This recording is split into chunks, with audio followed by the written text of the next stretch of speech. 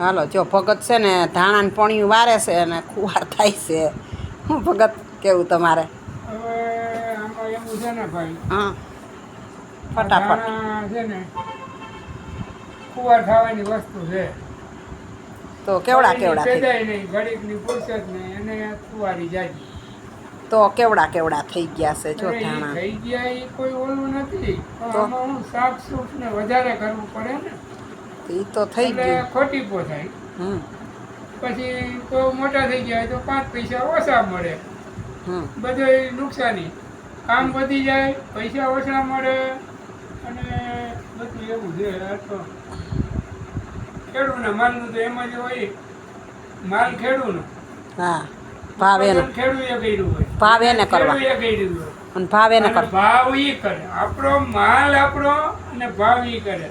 હવે એની દુકાને તમે લેવા જાઓ તો ઈ ભાવ કે તમે માગશો ઈ ભાવ દે. હા એ પ્રશ્ન આપણે ખેડૂતનો ઈ જ છે.